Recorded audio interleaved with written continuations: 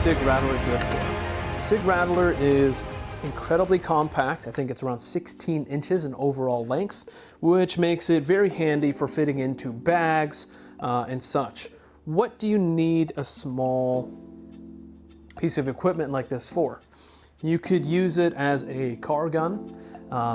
You could use it for long road trips. You can have it sitting on the passenger side of you, ready to go. You can have it in the bag folded. You can have it in the bag unfolded. You can have it out of the bag folded or out of the bag unfolded. Gives you a variety of ways to deploy this equipment. The small size allows you to stow it, pack it, and go anywhere you need to go.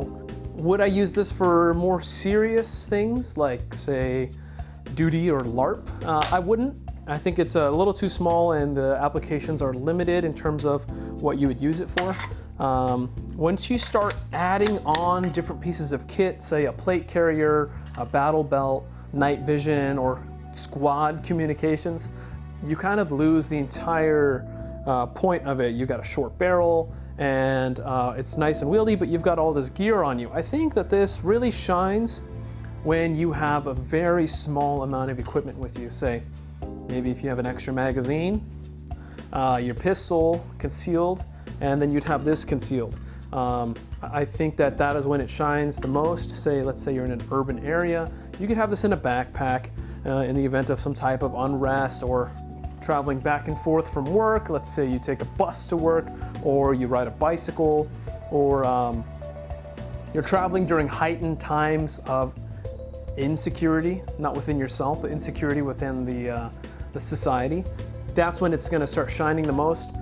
Because you can have it with you, you have greatly increased firepower, but you still don't have to impede your daily activity. Again, I don't think that this is a good choice if you're going to be rolling around with a plate carrier or battle belt or a team of any sorts. This is really better for executive protection, and that's where it really shines. Folded.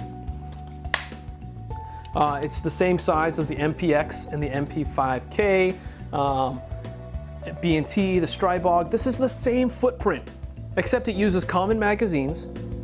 It goes further if you switch a magazine, and you've got more lethality within the same space. Also, quality pistol caliber carbines, MPX, MP5, MP5K, B&T, all of those are going to be cresting the $2,000 mark anyway. This gets you at the same price point, but you're increasing your lethality by a considerable amount. And you also use common magazines. If you want to buy a magazine for, say, an MPX, or if you want to buy a magazine for B&T, you're looking at around $50 a pop as the median average. Whereas you can simply use regular AR-15 magazines, and they cost you $15 at most if you want to be really special and get 300 Blackout rated magazines.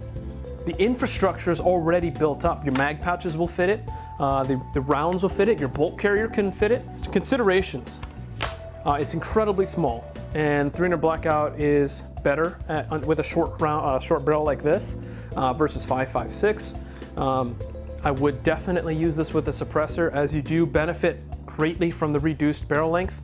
And typically in the setting that you would use this at, say at the park with your children or family, like a gigantic picnic get together, or something where you have reduced equipment, running a suppressor with this is going to be better because you may not have access to hearing protection, and you may be around people that aren't as seriously dedicated to keeping good kit as you. For example, you're with your family, you can't put ear pro on the baby, you can't put ear pro on your wife. What if you have to shoot and they're around? Then with this suppressed with subsonic, that's when you are going to benefit the most from this platform.